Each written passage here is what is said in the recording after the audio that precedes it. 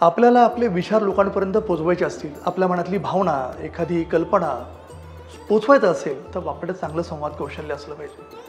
कधी-कधी एखादी अवघड गोष्ट आपल्याला सोपी करून सांगावी लागते. एखादी कन्सेप्ट, संकल्पना आपल्याला थोडी विस्ताराने सांगावी लागते. त्याहीसाठी चांगलं संवाद कौशल्य असणं गरजेचं आहे.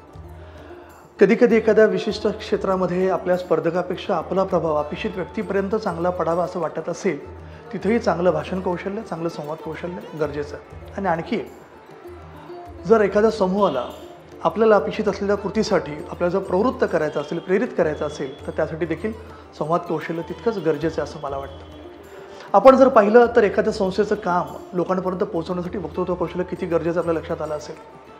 म्हणजे माईंनी, सिंधुताईंनी सुद्धा त्यांच्या या सगळ्या वाटचालीमध्ये त्यांच्या वक्तृत्वाचा फार चांगल्या पद्धतीने प्रभावी उपयोग करून घेतला आणि त्यामुळे एक चांगलं काम रुजायला, चांगलं काम वाढायला मदत झाली असं मला वाटतं.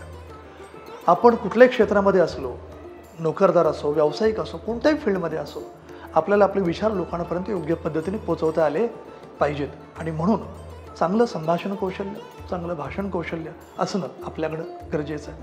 हे सगळं करताना योग्य मुद्द्यांची निवड, आपल्या आवाजामध्ये योग्य पद्धतीचा चढउतार असणं गरजेचं आहे. देहबोलीचा तितकाच प्रभावी वापर करणं गरजेचं आहे.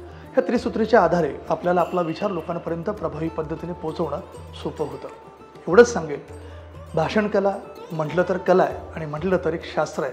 ते योग्य पद्धतीने आपण आत्मसात करू शकतो असं मला वाटतं.